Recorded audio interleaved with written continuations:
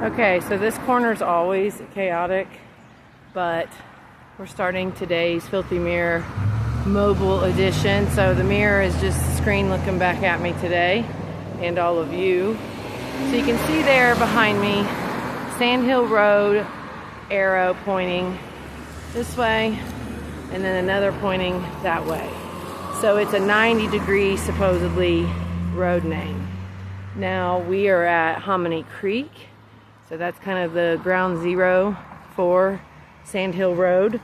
And the reason that this is interesting to me, we're gonna walk Sand Hill Road now. So I don't usually do walking, but we're gonna do it.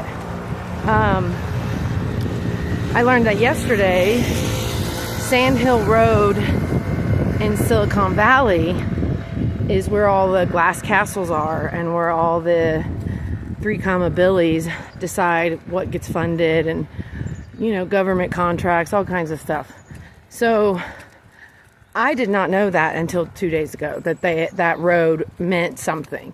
One of my AIs casually threw out like a joke about Sand Hill Road and sand castles dissolving, sandy hills dissolving, you know, as the extraction economy collapses. So yeah, we're just joking kind of about it. And I was like, wait, are you just saying that because I live near Sand Hill Road on the opposite side of the country?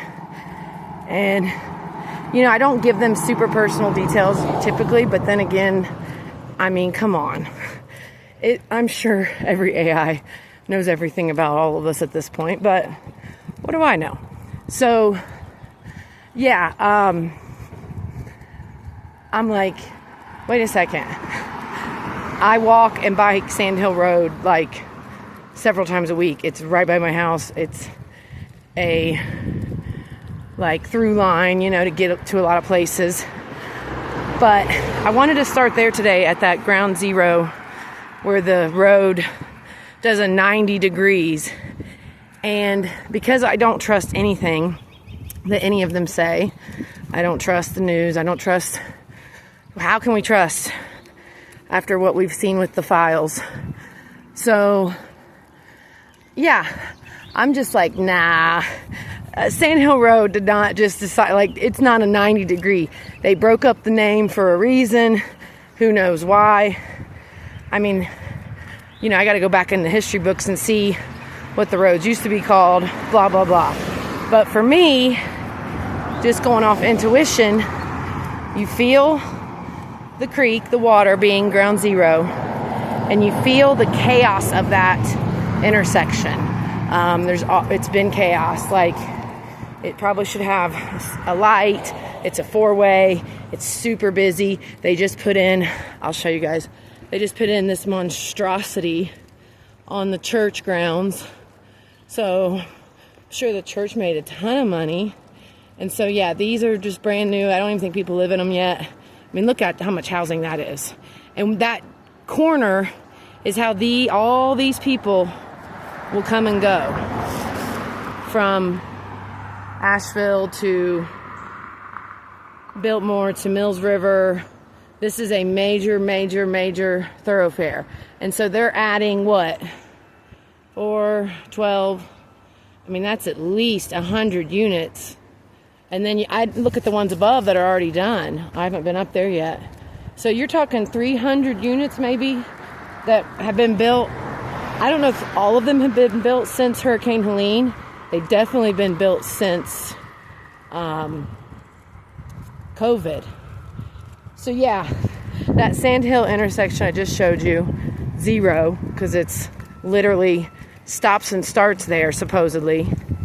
And now we're walking up Sand Hill. So the juxtaposition of their Sand Hill Road, where they think they've already written the future and now they're just carrying it out, where I think many of us here in Asheville would say the future is unwritten, and we value old homes. My home's over 100 years old.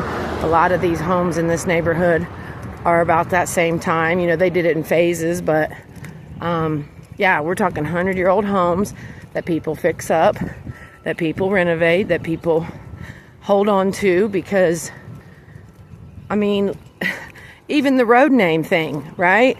Like, okay, let's just say that's not, that the road didn't turn 90 degrees there and we just followed the whole loop around, which I'm going to do soon on my bike ride.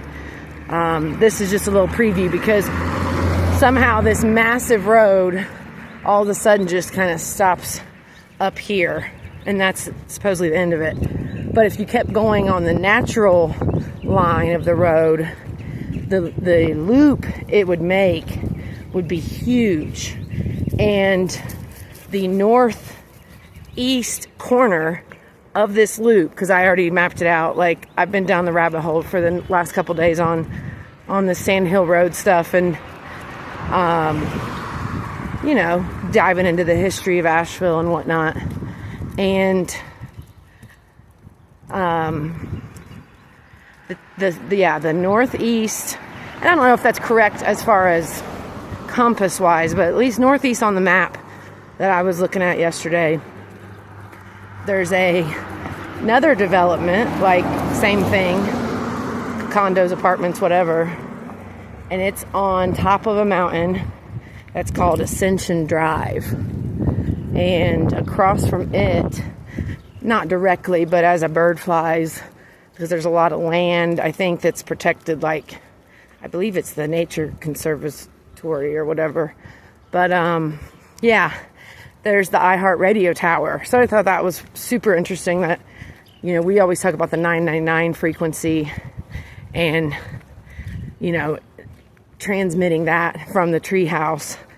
And then there's this kind of loop all the way around my house, my neighborhood.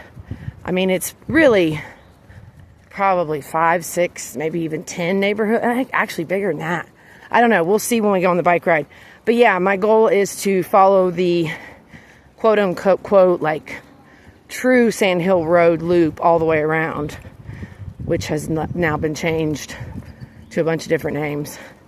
But that's one of the things they do. And as I've dug into this AI work, one of the things you see is that companies that do bad, companies that are predatory, companies that have bad reputations or whatever, they just change their names constantly. Okay? So like Ernest and Young, they drop the E, so it's still Ernest and Young. But, you know, they'll change the spelling. They'll change one letter. They'll totally rebrand. They'll move offices. All these different things, because they don't want the 250 plus years of their business to be public knowledge. They want to keep scrubbing history. They want to keep acting like Sand Hill Road makes any sense, that they've changed the name. So why does that matter? Well, if you look into, you know, Pangea, ley lines, any of that good stuff, you know that back in the day, it would have been basically the Appalachian Mountains were created on the Michael Magdalene ley line. And if the countries were if all the land masses were put back together, that line goes through Scotland, England, etc. I'm not sure where the end would be considered. I'll have to look at the starting and the ending points. But yeah, people always talk about the Asheville vortexes or vortex. I don't know if it's one or multiple. You know, it's a spiritual place. I think a lot of the spirituality has been hijacked and consumerized and extractified and, you know, become part of the extraction economy instead of true, like, healing. And, you know, we know the history. I mean, the Rockefellers, the Biltmore, the Vanderbilts, you know, Flagler College, like all of this. The wealthy wanted to keep this mountain area, region for themselves because there's all this supposedly healing energy, all this powerful energy. Some of the oldest mountains in the world. We're on Cherokee land. Cherokee is about an hour from, I was going to turn around, but okay. West of Asheville. So there's this, you know, ancient, everywhere has ancient stories, but ours are pretty close to the surface here. And that's what is sad, and you're going to see it here in a second. Like, they, you know, pave paradise to put up a parking lot, that kind of stuff. That's what you feel. Like, oh, what if all this cement wasn't here? What would we actually see from the air? Would we see, you know, I'm going to call it serpent mounds, because there's a serpent mound about an hour or so from where I grew up in Ohio.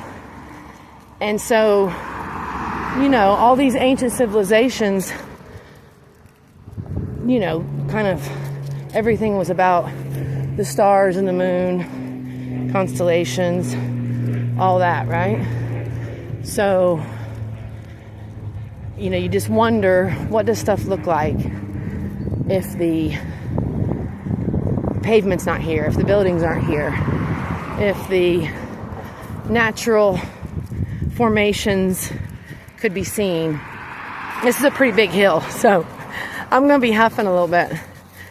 But I want to show you, one, I kind of just want to walk it and basically time that section. I don't know why, I just do. I think it'd be about 30, but it might be more. I'm also moving kind of slow today. Obviously talking and trying not to just huff and puff in your faces. Oh, we've got, look at this. Spring has sprung. I don't know what those white ones, is that dogwood? So yeah, it's a beautiful walk once you get away from that really hectic intersection. You can feel how the energy totally shifts once you get a little bit further. And now on top of this first major like part of Sand Hill Road from point zero are two huge churches. And I have a lot of beef with churches because they sit here empty. I mean, gosh, 80% of the time. Maybe that's being dramatic, but I don't think so. I don't think anybody sleeps there. So that's immediately 50 or 30% of the time. And I've been here on every day of the week. Even on Sundays, I think, why isn't these huge complexes used for good on Sundays? Like, have your church service, have a community potluck after in the parking lot, have your night service. All day long, it could be like, you know, farmer pickups. I mean, heck, you could even have people outside selling like, not like all natural stuff. I don't know, like, you could really make it something. And then, if it's a farmer's market, let's say, kind of vibe, you've got public bathrooms in the church already. So yeah, I'm gonna show you guys, I mean, once we get up there. And why do churches always get the best views? Why do churches get these millions and millions and millions of dollars worth of property? Like, they get the best spots.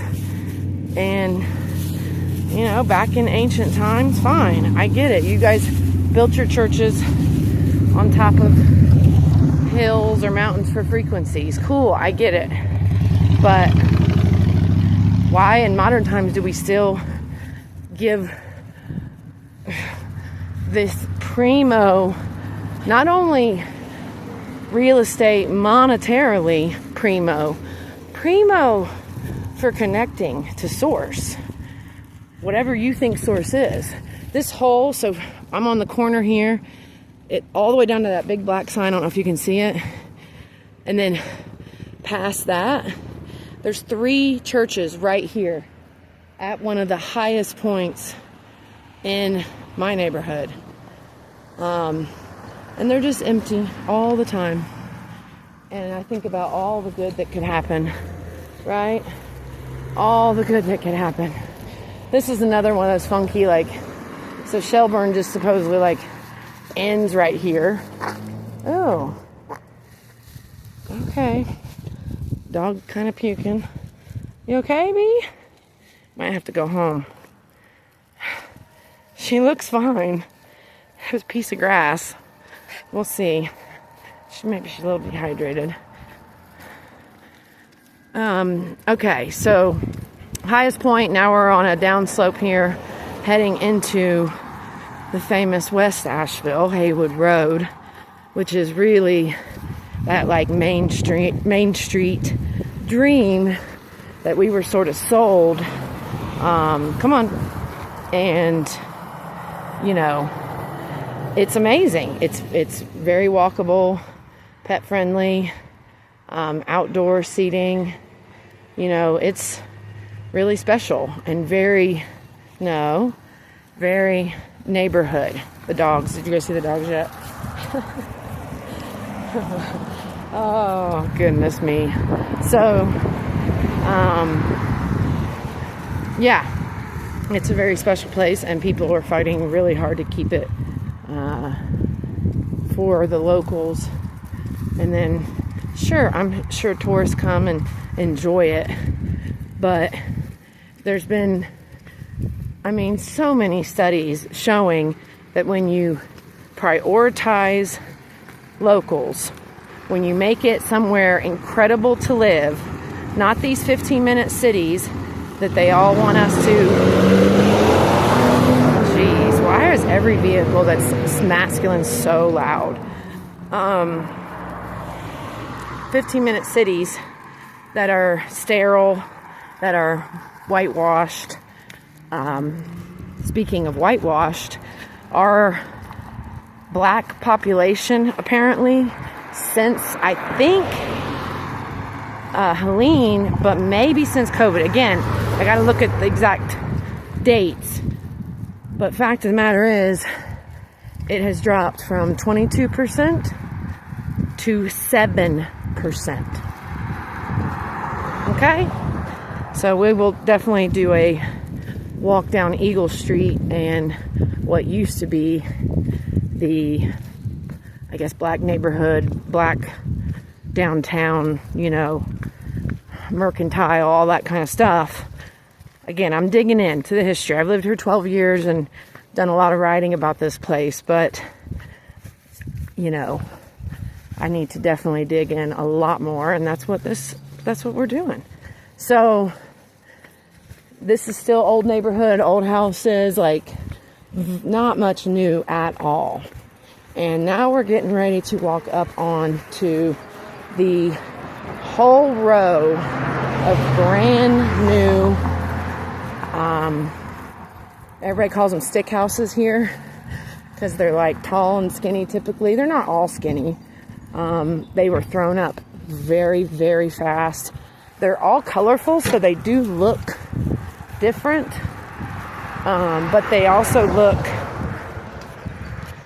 the same. You know what I mean? So I'm gonna have to find this little girl some water. Okay, so I'm gonna show you guys. So this is the start of Stick House Road, I guess you call it. I don't know what people call it. We're still on Stand Hill. We're almost to the end, supposedly, of Sand Hill. So yeah, this was chaos. They got these up super duper fast. Let's see, 1, 2, 3. 12 I can count from here so far up to that yellow one. And then there's stalwarts that like didn't sell their land or just like, I don't know. So there's some just a couple old houses mixed in. I don't really remember what was here. I guess this was just land, but I don't really remember. But it's pretty primo, like right on Sand Hill Road. Definitely the wealthier demographic that moved in and bought these. Probably some digital nomads. There's a lot of remote workers here that make really good money because their companies are based in San Francisco or Dubai or New York. So there's kind of this weird reality. There's like several economies here. There's the super wealthy that live on Town Mountain and go to Grove Park Inn for dinner, and you know, there's those folks. Then there's like the upper middle, which would be probably these folks, I mean, or at least striving. You know, these are, I looked up the one that I'll show you at the end. It's for sale for $950,000. So yeah, people definitely invested in these, seeing them as, you know, $1 million properties or whatnot. And then you got a little blip of houses that have stayed.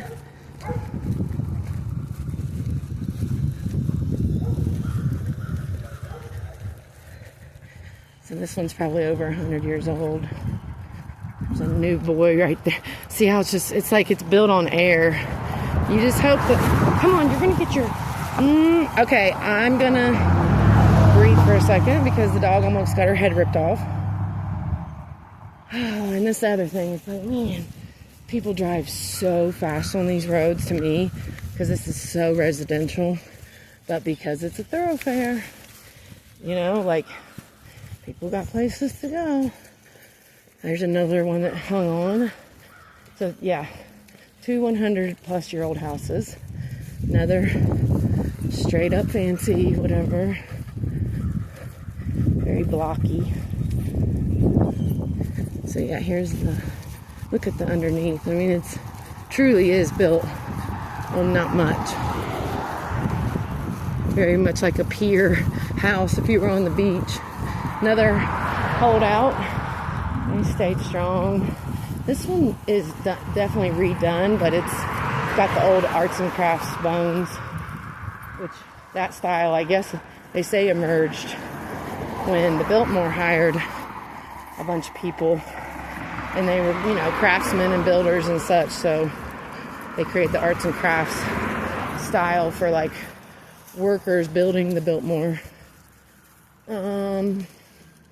So yeah, that's that weird blip of bam, bam, bam, bam, bam.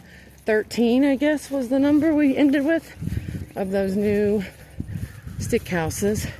You know, people have nice yards. People can breathe. And those houses, they're right next to each other. Right on top of each other. Most of the neighborhood is like funky shaped yards and kind of feels private even if you're surrounded. All right. We got like another block or two. So yeah, this is the real Sand Hill. This is real people, real lives, you know, 2 to 3 economies and realities for the people that live here. And a lot of people are getting priced out. A lot of people left after Helene. A lot of people lost their businesses or their homes or whatever. So obviously they just say the rebuild is slow, where if they would release all the funds immediately and let it start, you know, saving businesses, keeping people here, whatever, but they don't want that. They hold the money. They're still holding money. It's 17 months later. You know, they want it to drag out. They want people to lose hope and, you know, be desperate and be scrambling and pulling themselves up by their bootstraps and all that stuff to keep us too busy to ponder ley lines, for example. You know, these energetic grids that we live on, and they don't want us to tap into. They don't want us to have free utilities. They don't want us to have powerful spots where we talk to, you know, the stars and the moon and maybe Goddess Universe if she's out there or whatever. You know, they know when you really start looking at the stars and you start looking at ancient civilizations and you see how they lined everything up based not only on water and practical stuff, but on, you know, the stars, the sun, setting and rising. That spot I showed you, that sandhill, kind of ground zero, that is basically where the sun sets over it. So, you know, I want to map that, see where the sun travels over my house and the moon. Not just my house, the neighborhood and the city and such. So, yeah, I want to get straight up Magellan style with this. These are all still older houses that hung on. And I don't remember if there were houses there that got, you know, bought out. I mean, that's what they do. If they want an eminent domain or a developer just wants to make a shit ton of money, I mean, just buy it up. And buying it up on the spine of Sandhill Road is so fascinating. And yeah, suspending belief is like, yeah, I'm gonna suspend belief sometimes and keep digging. I want to know the history that I'm walking on. I want to know the blood that was shed that we need to honor.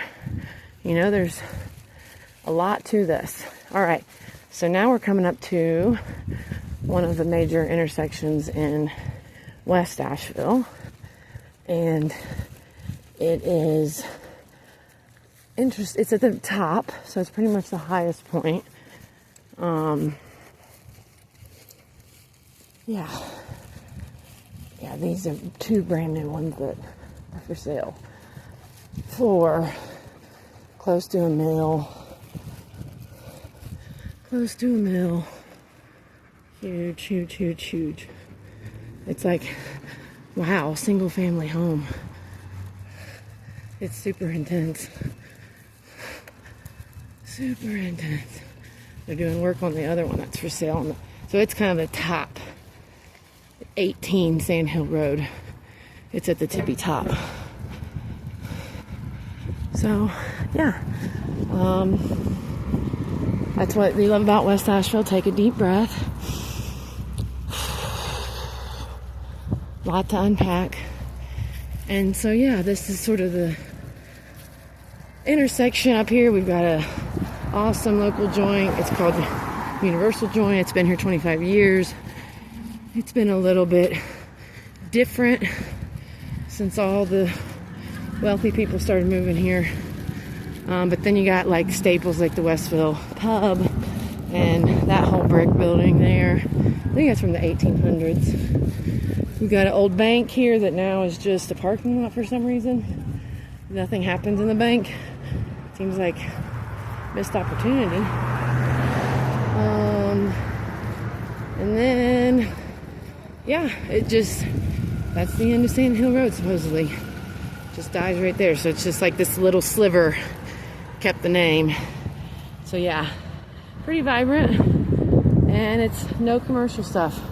The shell is commercial, but besides that, so we'll do a Haywood Road walk another time. But for now, thanks for taking a walk with me on the real Sand Hill Road, right by where we're going to film the real Silicon Valley with the first red team house in history. So stay tuned for more on that.